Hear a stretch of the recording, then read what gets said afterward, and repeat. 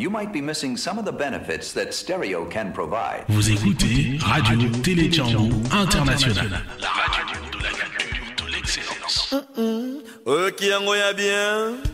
Bonjour à vous tous, ou bonjour, bonsoir, selon l'endroit où vous nous suivez en ce moment ici. Nous sommes dans votre émission rétrospective de l'année 2014, dans sa partie questions militaires, donc rétrospective militaire, des événements militaires qui ont marqué l'année 2014 en République démocratique du Congo. Et bien, pour analyser ces événements passés, j'ai invité pour vous Monsieur Jean-Jacques Wando Omanyundu. Il est donc analyste des questions militaires, formé à l'École royale militaire de Belgique. Monsieur Jean-Jacques Wando, bonjour, bonsoir. Bonjour, bonsoir à Monsieur Fabien Koussanika. Alors, l'année 2014 commence d'une manière très tragique pour la République démocratique du Congo, succédant à une année 2013 aussi tragique, du moins vers sa fin. On se souviendra par exemple des massacres de Kinshasa le 30 septembre, la fameuse affaire Mukungubila.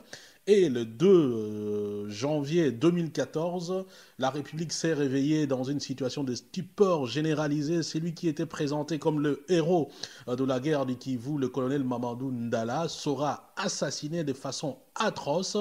Le gouvernement congolais va désigner les ADF Nalu, mais finalement cette piste-là sera écartée. Alors, à ce jour, finalement, quelles sont les informations que vous avez et comment avez-vous pu analyser, disons, cet événement ? Commençons d'abord par l'année 2013 qui aurait pu se terminer dans des conditions beaucoup plus rassurantes, d'autant plus qu'en novembre 2013, les FARDC, appuyés par la brigade d'intervention de la MONUSCO, ont défait le M23 qui a régné en maître dans l'est du Congo, dans le Nord Kivu, depuis mai 2012. Et subitement, le 30 décembre, on a vu Kinshasa et certaines villes du pays, au Maniema, à Kindu, au Maniema et à Lubumbashi, des attaques simultanées, une réaction disproportionnée des FARDC, causant des morts et une réaction très disproportionnée, particulièrement à Kinshasa, où on a vu la garde républicaine plutôt que la police qui devait réagir, ou les unités des forces terrestres, venir massacrer des gens à Kinshasa. Donc c'est dans cette condition, cette situation de peur généralisée, sachant que c'était la fin de l'année, donc les gens se préparaient à fêter les festivités de Nouvel An. Kinshasa était un peu sous cette atmosphère de la terreur. Puis le 2 janvier, donc un jour après l'an, nous avions tous été surpris, réveillés par l'annonce très tôt le matin ou dans la matinée de Mamadou Ndala, donc colonel Mamadou Ndala, qui était le commandant de la 42e bataillon commando, donc formé par les Américains à Moura au Katanga, qui a été tué dans la route vers Ingeti au Grand Nord, donc au Nord Kivu, au niveau de Beni. Et les premières déclarations ont fait état des attaques de l'ADF Nalu, et c'est que nous, au niveau de nos analyses, nous l'avons contesté, nous avons mis en doute cette justification, mais il s'est fait qu'il fallait que le pouvoir justifie cela. Et par la suite, il y a eu une cacophonie au niveau de l'enquête qui a été initiée, d'autant plus qu'au début, il y a eu des personnes qui ont été arrêtées, qui par après ne se sont plus retrouvées au niveau du procès, et le procès qui s'est déroulé par la suite a condamné le lieutenant-colonel Biro Tsonzazu, qu'aussi un autre lieutenant-colonel Kamulete par la cour militaire. Donc la cour militaire s'est condamnée pour complicité avec un mouvement terroriste et participation à un mouvement insurrectionnel.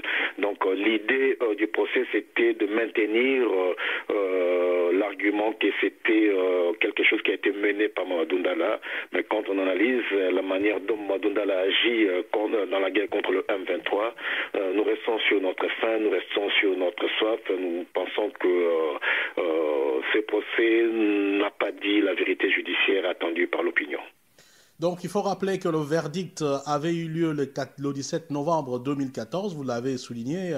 Donc, le lieutenant-colonel Biro Shonzanzu avait été condamné. Il faut signaler également avec un rebelle ougandais des ADF qui, lui, était en fuite. Mais il y a un élément quand même qui a fait tiquer les gens. L'autre qu'on appelle, si c'est un général Mundos, lui avait été même promu alors qu'il était cité parmi les gens, parmi les suspects dans cette affaire. Monsieur Koussanika, dites-vous que quand Mamadou Ndala a été assassiné, nous étions parmi les premiers à mener des enquêtes assez approfondies au niveau des think tank sites que nous tenons, donc d'ESCA, avec des amis et des balisticiens, beaucoup d'experts. On a eu à visionner les images, on a eu à entrer en contact avec beaucoup de protagonistes sur le terrain et même le journaliste, parce que le jour où il a été attaqué, il devait montrer aux journalistes comment les femmes qui sont intégrées dans son unité comment elles opèrent sur le terrain. Donc nous avons eu des témoignages des personnes qui ont vu des assaillants et quand vous voyez même la scène, vous verrez qu'il y avait beaucoup de gens de la garde républicaine et cette garde républicaine qui était sous le commandement du général Akili Mundos qui, à l'époque, Mamadou Ndala a préparé les opérations contre les ADF Nalou, et on sait qu'à un certain moment, Mundos voulait avoir le commandement de cette opération. Donc, nous continuons à mettre en question, donc en cause, le général Mundos, mais jusqu'à présent, il n'a jamais été ni entendu ni inquiété. Un autre colonel qui était d'un ancien régiment du SNDP, donc les Tutsis qui ont été intégrés dans l'armée, qui a été cité comme un de coupables ou un des auteurs présumés. Il a été arrêté, il l'était même aux aveux et à la fin, au procès, il a été blanchi et c'est vers d'autres personnes, notamment la piste ADEF et le colonel Birotso qui était un proche de Moussa Nyamwisi à l'époque où Moussa Nyamwisi avait sa rébellion et qui ont été condamnés, Birotso à la peine capitale et l'autre par contumace parce qu'il a fui, donc le présumé ADEF Nalou qui a été condamné par complicité, mais nous pensons que ce procès a un caractère beaucoup plus politique parce que il reste lié aux événements que nous allons peut-être évoquer plus tard, qui sont déroulés à Béni à partir du mois d'octobre avec les massacres des centaines de personnes. Oui, procès quelque peu énigmatique dans la mesure où, par exemple, le chauffeur du colonel Mamadou Ndala, qui a assisté pratiquement à la mort de son chef, est décédé un jour avant le procès. Un jour avant le procès, non, après l'ouverture du procès, je voulais dire. L'ouverture du procès, le premier jour, parce que le chauffeur est revenu sur ses déclarations, parce qu'il a fait ses déclarations, d'après lui, donc sous pression. Et le jour du procès, il a dit qu'il allait dire toute la vérité. Et le lendemain, il s'est retrouvé mort dans sa cellule.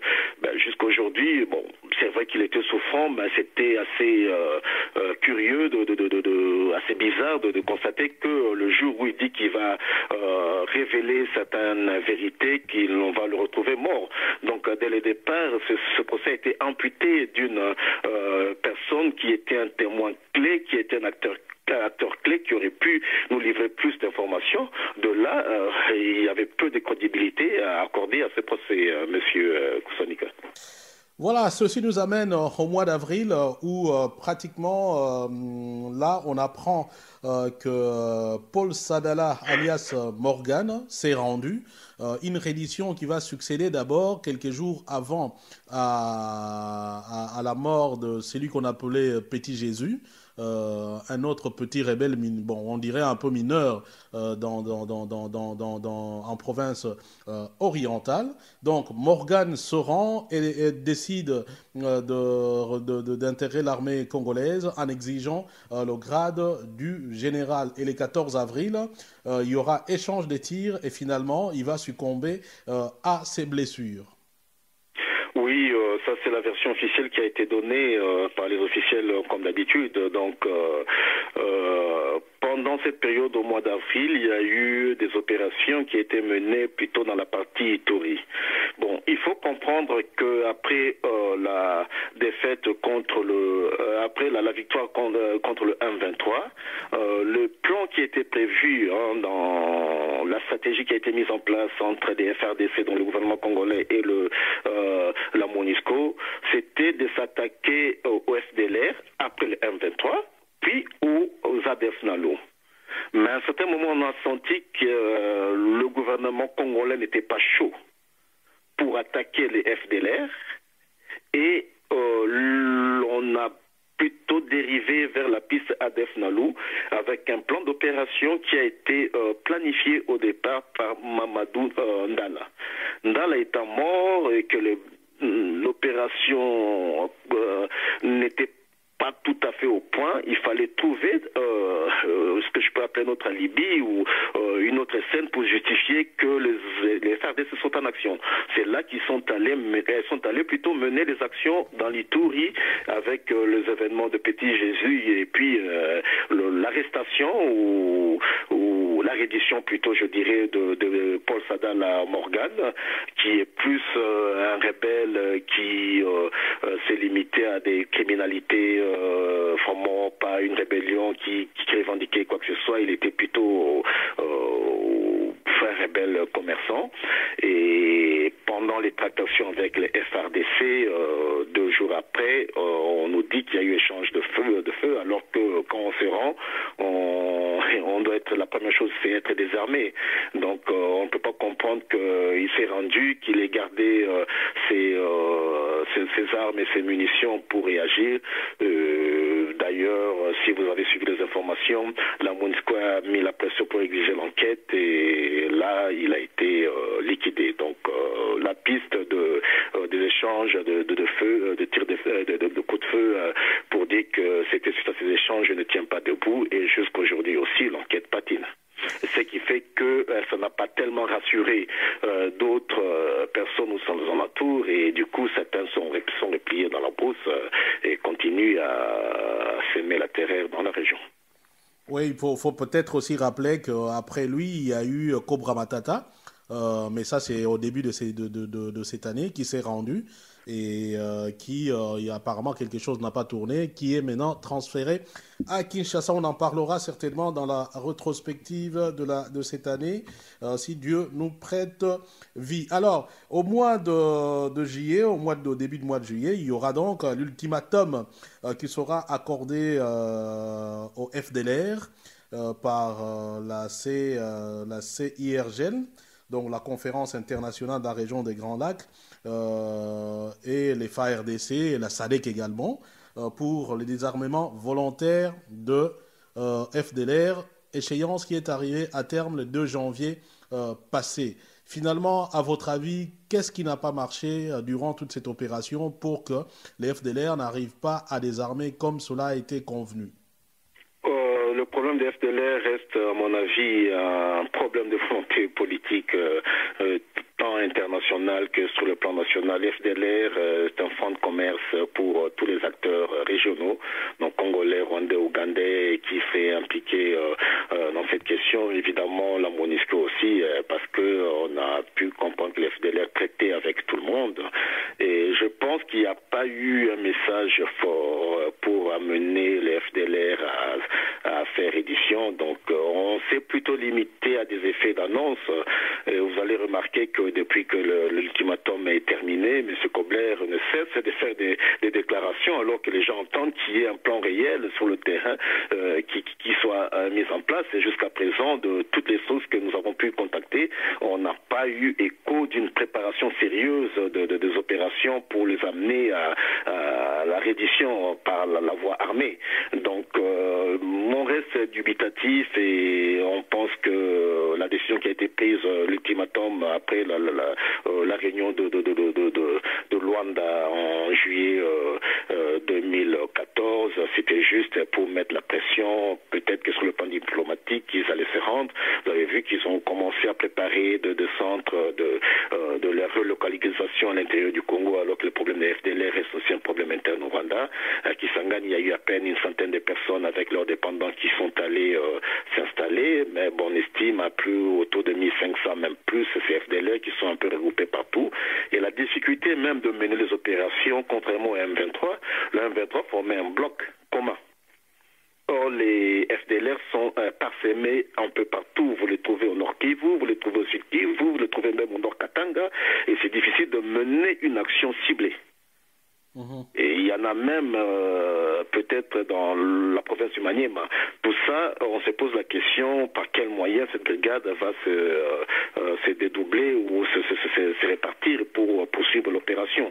Et surtout que moi je pense que si on résout le problème de l'FDLR et beaucoup d'acteurs politiques régionaux qui ont des intérêts là-dessus, vous avez vu le rapport qui dit que voilà, les FDLR sont en contact ou sont des soutiens extérieurs, mais bon, on n'a pas parlé de tous les soutiens aussi au Rwanda dont bénéficient les FDLR. Rappelez-vous du temps où il y avait la guerre contre le M23, il y a eu des rapports qui sont sortis que le Rwanda recrutait les FDLR pour les injecter au sein du M23 et revenir au Congo.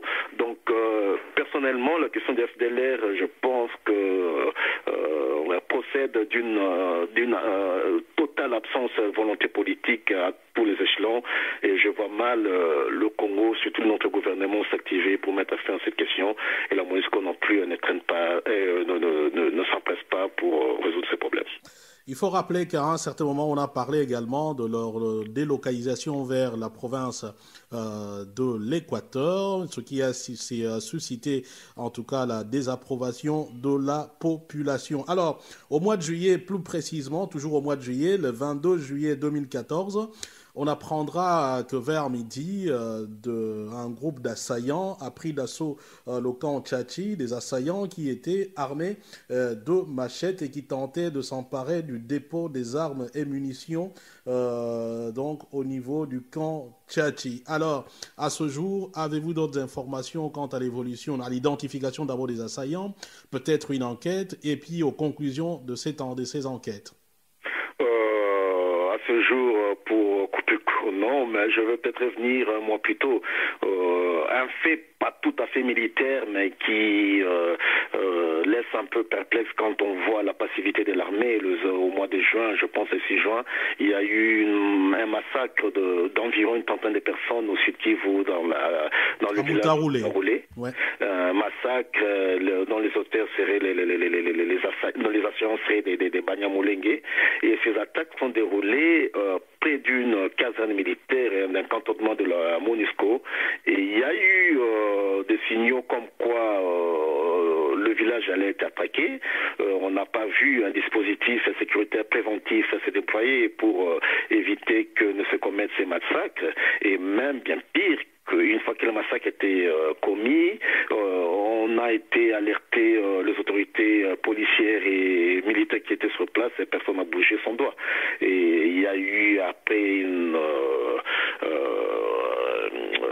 réaction émotive du gouverneur. Je me rappelle, on est même passé avec lui sur Radio Kapi pour en parler, et promettant qu'il y aura un suivi assez sérieux. Aujourd'hui, tout revient à la normale comme si de rien n'était, et ça devient un peu une sorte de lot quotidien au Congo. Chaque fois qu'il y a un événement, ça suscite de l'émotion, des réactions partout, et puis les autorités promettent qu'il y aura la sanction, il y aura des mesures qui vont être prises, et par la suite, plus rien. Et c'est un peu dans cette même logique que je peux parler de la situation qui s'est déroulée le 22 janvier où le camp Tchachi a été attaqué par quelques assaillants aussi armés d'armes blanches, donc des gourdins, des bâtons, et une réaction disproportionnée. Et vous avez vu toute la ville de Kinshasa était pratiquement paralysée. Et surtout qu'on dirait que les assaillants seraient venus de Brazzaville. Et quand nous avons essayé d'entrer en contact avec certaines de nos sources au niveau de l'état-major, la veille ou 2 jours auparavant, ils savaient qu'il y avait quelque chose qui se préparait. On a arrêté on a arrêté des assaillants. Et ce qui nous étonne est que les personnes qu'on a arrêtées, qui ont été interrogées pendant longtemps au niveau de la DEMIAP, c'est l'acronyme des renseignements militaires, ce sont les mêmes personnes, dont une femme qui a été retrouvée morte, c'est retrouvée à l'extérieur pour attaquer le camp Tchatchi. Il y a des choses qu'on ne comprend pas. Et on sait que c'était aussi une période de tension. Il fallait que le président se déplace vers les États-Unis avec la menace américaine, montrant que, même insistant sur le fait de respecter la Constitution. Nous, on s'est dit, est-ce que c'était pas un coup monté pour montrer que, voilà, nos forces sont actives, sont réactives pour faire la dissuasion.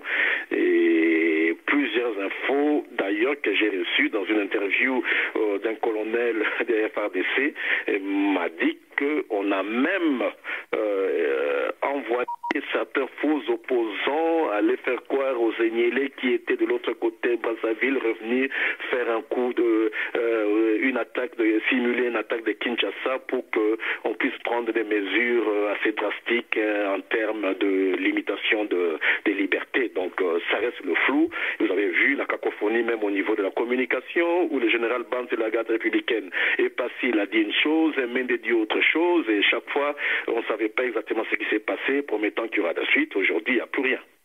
Et puis, on aura noté que finalement, c'était le gouverneur qui n'est pas un militaire, le gouverneur de Kinshasa, André Kimbuta, qui est venu clore la situation en calmant la population de Kinshasa.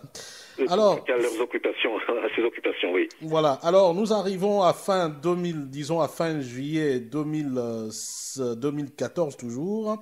Et donc là, c'est la réhabilitation du général Amici Tangofor, donc Amici Kumba, dit Tangofor, qui a été cité dans un rapport d'experts des Nations Unies sur la République démocratique du Congo, comme étant des connivences avec les M23 et d'autres groupes armés, notamment avec la vente d'armes. La décision, il a été réhabilité et blanchi de tout soupçon, si on en tient au communiqué, en tout cas, annonçant la nouvelle.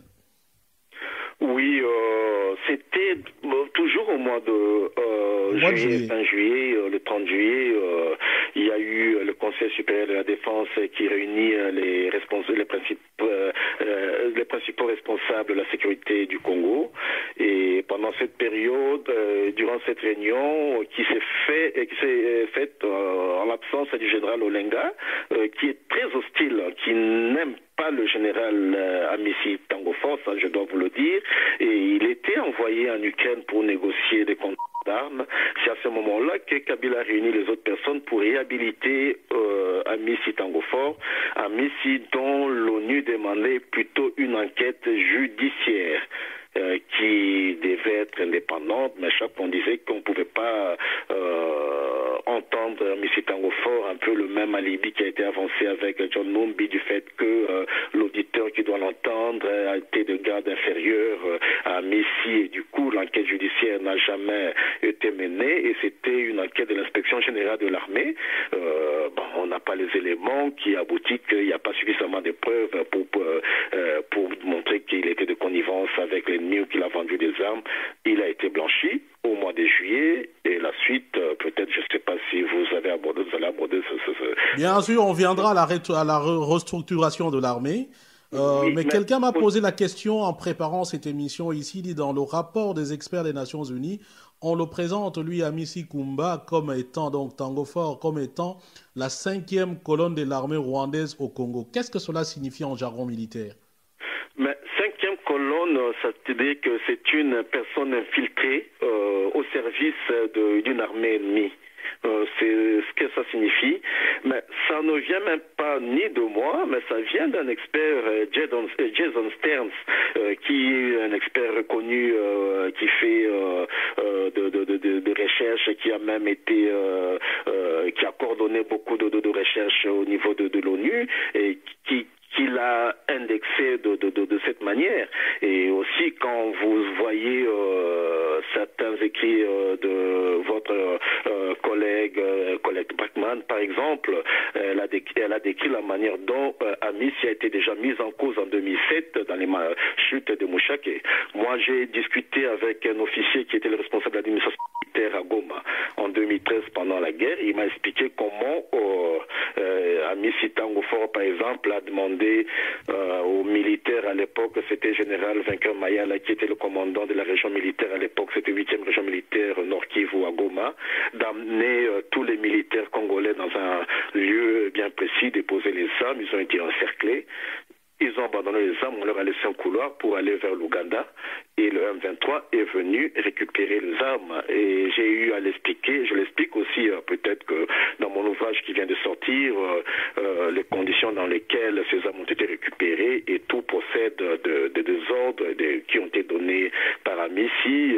Pour Amissi, il n'y a pas seulement cet aspect de vente d'armes ou de connivence, et même des témoignages qui ont été recueillis par des agences de presse internationales qui ont suivi cette guerre pas à pas. Ils ont interviewé des militaires et d'autres sous anonymat qui ont été directement sous les ordres d'Amissi, qui ont directement indexé Amissi ou pointé à Amissi comme c'est lui qui a donné des ordres de repli ou des ordres de ne pas tirer pour les M23 d'aller occuper Goma en novembre 2012. Donc tous ces éléments sont relayés aussi donc, dans l'ouvrage que nous venons de publier.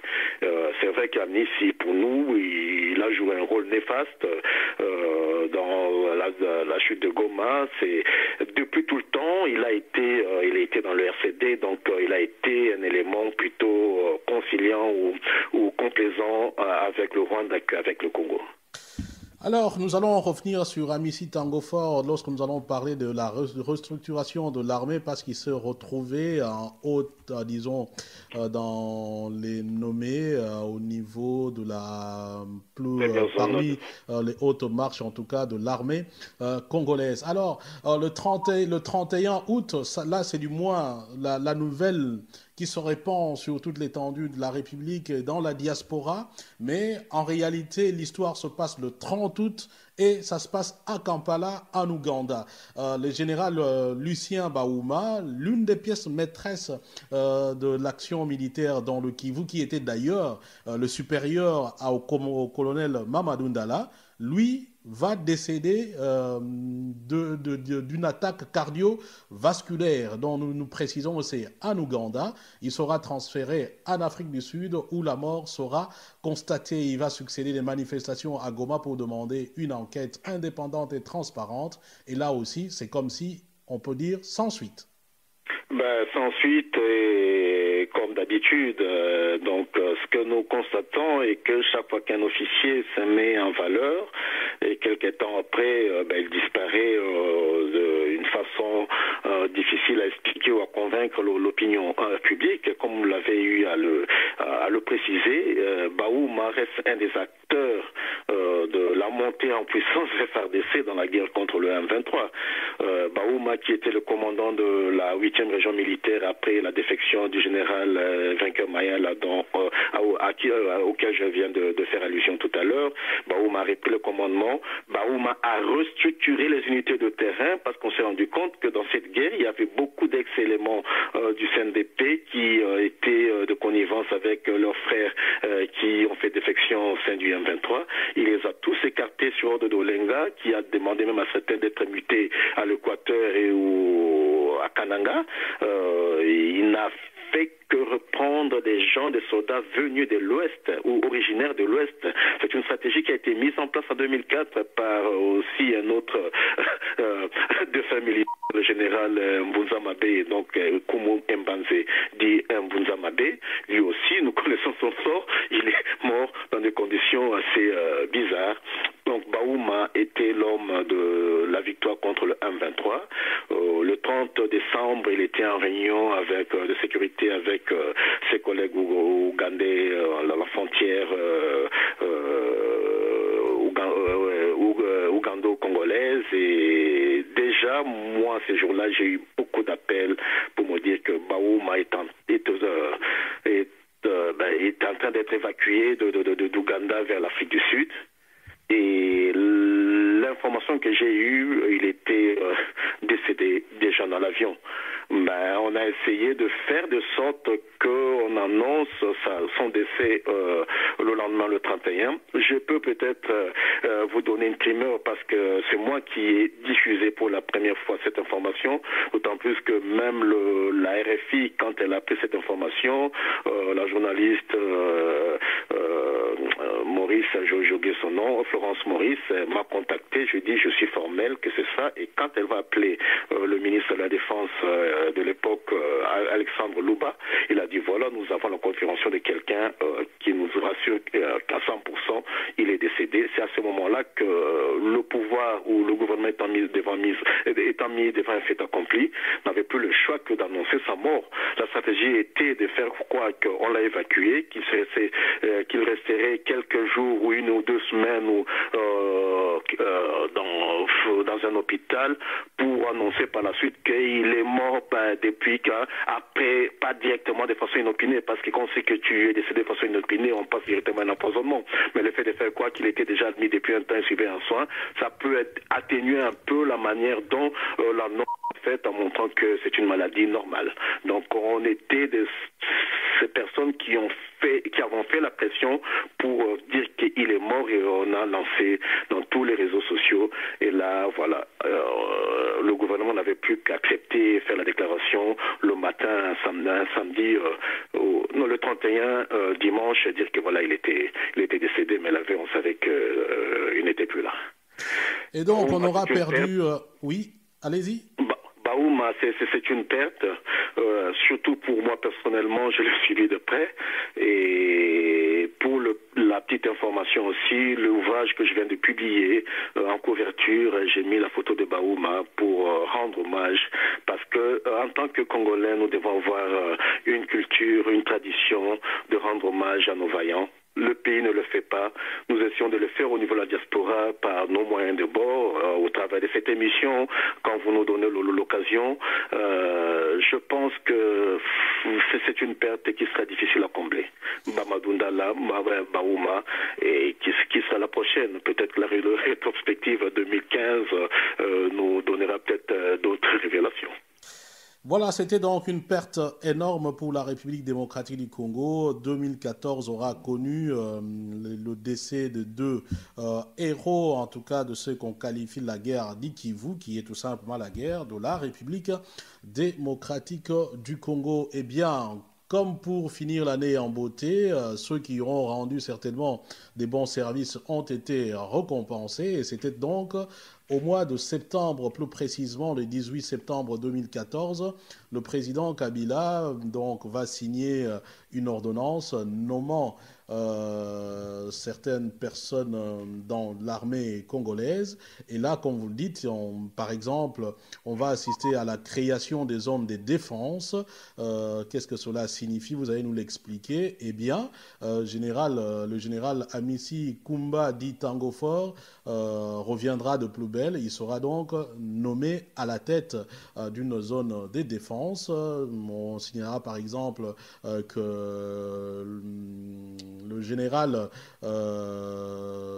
comment il s'appelle encore, le chef d'état-major va garder, le général Etumba, Didier Etumba va garder sa place, et puis d'autres, par exemple au niveau de la garde républicaine, seront mutés, et ainsi de suite. Quels sont les renseignements qu'on peut tirer de toute cette restructuration de l'armée congolaise? Est-ce qu'on peut dire que c'était la réforme que l'on attendait? Il faut faire l'analyse sur 2 aspects différents. Cette nomination, sur le plan purement technique, pas les nommer, j'ai pas les nominations, procède d'une logique qui est de réforme de l'armée, pour la simple raison que en 2011 on a voté une loi, la loi organique sur l'organisation et le fonctionnement des FRDC. Et cette loi devait être promulguée, a été promulguée en août 2011, mais par après il fallait que le président prenne des ordonnances de leur application.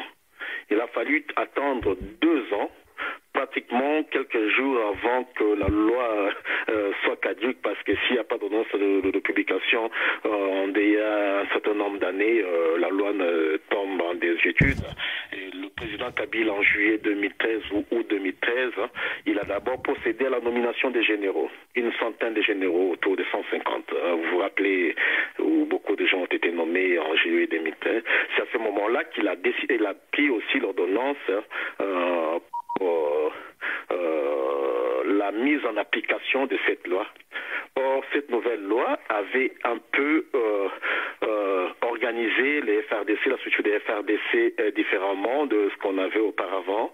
Grosso modo, on a divisé le Congo en 3 grandes zones de défense.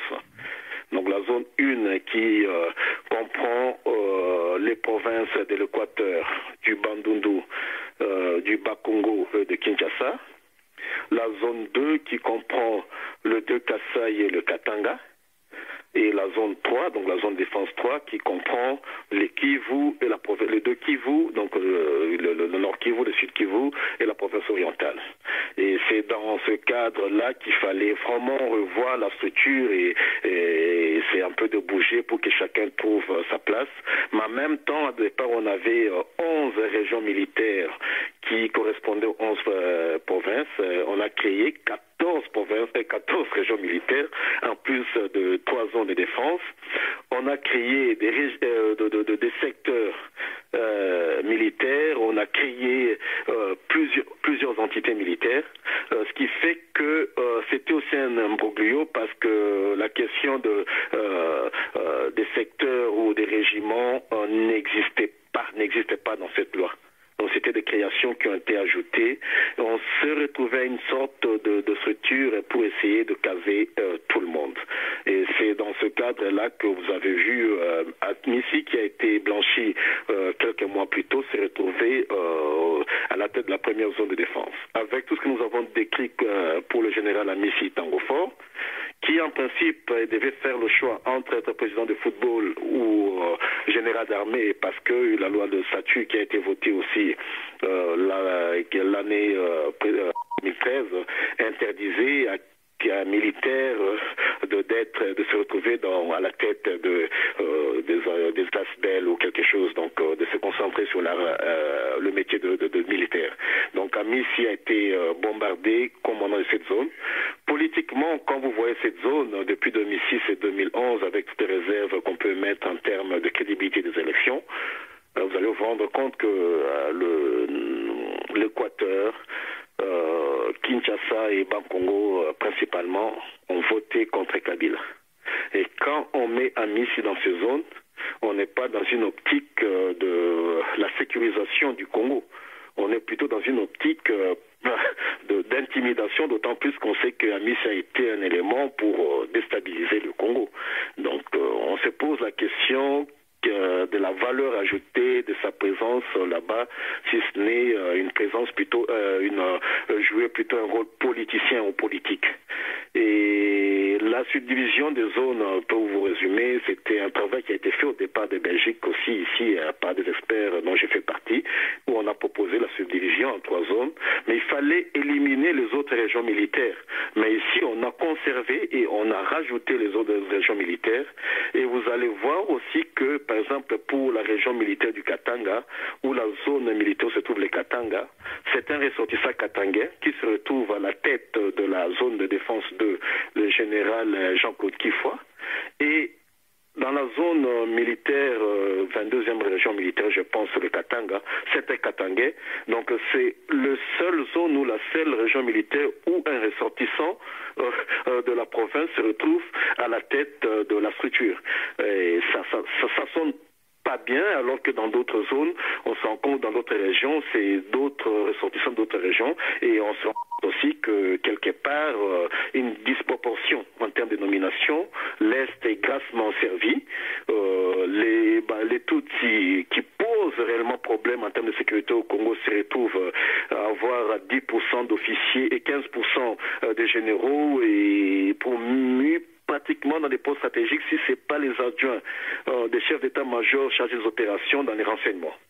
Donc ça, c'est un peu des éléments qu'on peut tirer un peu de temps que vous m'accordez, mais ces restructurations procèdent d'un fin calcul politicien et l'évaluation qu'on a essayé de faire en entrant en contact avec certaines personnes, il y a eu mécontentement, il y a eu beaucoup de gens qui ont refusé même d'être invités pour diverses raisons et nous pensons que cela n'a pas été fait dans un but de renforcer, de monter en puissance les FRDC, mais à titre personnel, sur base des analyses à notre disposition, on peut dire que ces nominations procèdent plutôt des enjeux qui vont arriver en 2016.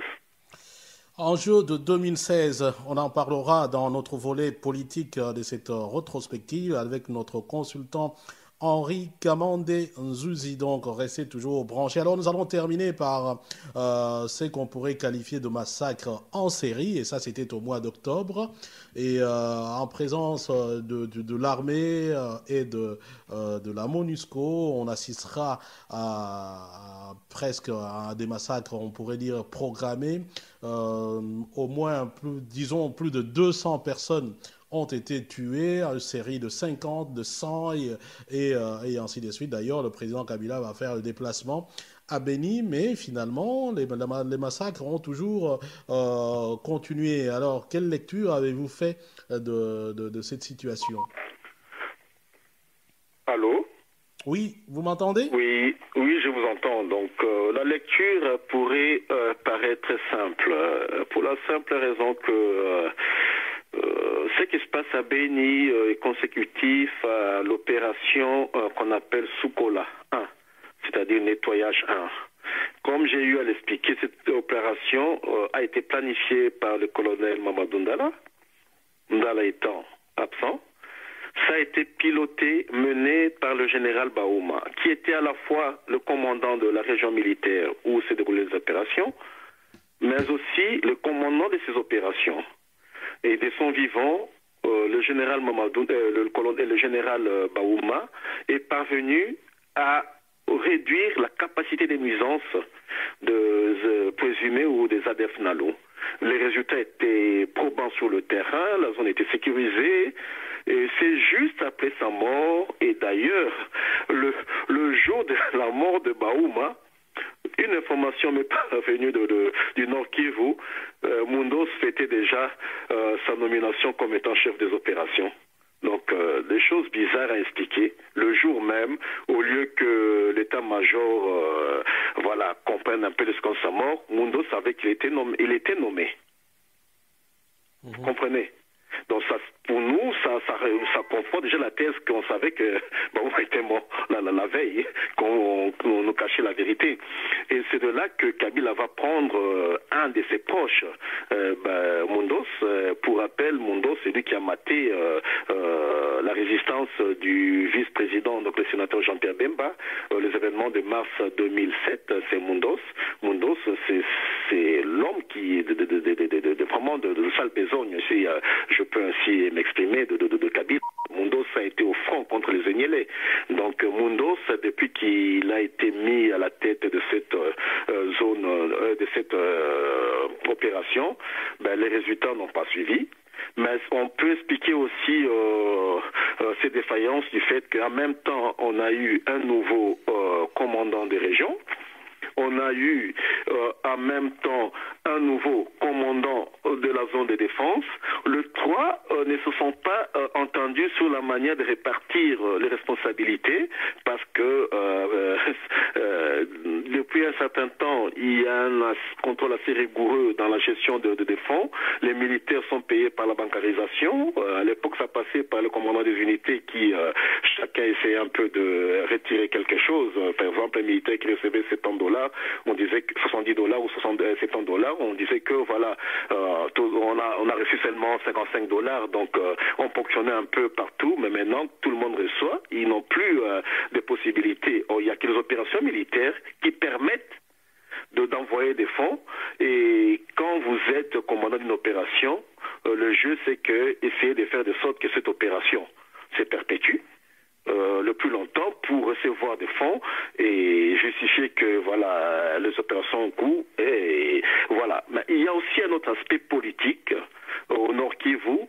Vous avez fait allusion au Kabila était sur place, mais le jour où il était sur place, le soir, sa statue a été renversée. Ouais. Et le lendemain, on va renverser la statue de Nyamwisi Mavungi, le grand frère de Mbusa Nyamwisi, qui depuis est dans l'opposition. Et on s'est rendu compte que c'est plutôt une guerre politique qui se déroule là-bas. Kabila qui perd pratiquement le Nord Kivu. Ses alliés politiques, c'était le CNDP du 23, parce que c'est la zone où il a fait le plein de voix. Beni aussi étant en perdition du fait qu'Mbusa a commencé à essayer d'occuper le terrain. Certaines informations ont fait croire que c'était les ADF, mais les ADF n'ont pas opéré de cette façon. Du coup, il y a eu enlisement et jusqu'à présent, même, il y a eu des missions parlementaires qui sont allées sur place pour faire l'évaluation. Et ces missions ont conclu au constat qu'il fallait changer le commandement de l'opération, mais jusqu'à présent, personne ne prend ces décisions. Et on déplore les morts dans l'indifférence générale du gouvernement qui a promis chaque fois des mesures. Le ministre de l'Intérieur est passé, Kabila est passé, le ministre de la Défense est passé de l'époque jusqu'à présent. Maintenant que la MONUSCO essaie un peu d'entrer dans la danse, elle aussi qui était passive, il y a une accalmie, mais la situation de Beni est un conflit plutôt politique à distance entre Kabila et Mbusa Nyamwisi. Alors, nous allons terminer de cette émission par des perspectives. Comment voyez-vous finalement en 2015 en ce qui concerne l'organisation militaire en République démocratique du Congo ou tout simplement la vie de l'armée de la République démocratique du Congo? 2015, c'est une année quand même plutôt politique. Organisation militaire, il y a des informations qui font état des mouvements de bottes un peu à l'est avec une résurgence de M23. On a tenté de ramener certains M23 au Congo, mais certaines informations nous font état des zones de non-droit où des milices se préparent, où les ex-M23 s'entraînent. 2015, ce sera une année où il faut aussi tourner le cap ou l'attention vers le Katanga, on ne l'a pas mentionné, mais tout au long de l'année, les Vakata Katanga ont embrassé le Katanga, surtout le nord, avec 500 000 déplacés. Il fallait pas le dire parce que le Katanga c'est la vitrine économique du pays, donc montrer que le Katanga est en instabilité, toutes les personnes qui viennent investir ou proposer des marchés sur place n'iraient pas, donc il fallait l'étouffer. Et maintenant, avec d'autres aspects politiques que vous allez aborder, avec l'expert Henri Kamandenzouzi, que je salue au passage, à qui je souhaite aussi mes voeux. 2015, sur l'aspect politique, il faut le lier à l'aspect sécuritaire et que ce sera l'année où les nouvelles structures auxquelles on a fait allusion vont se mettre en place.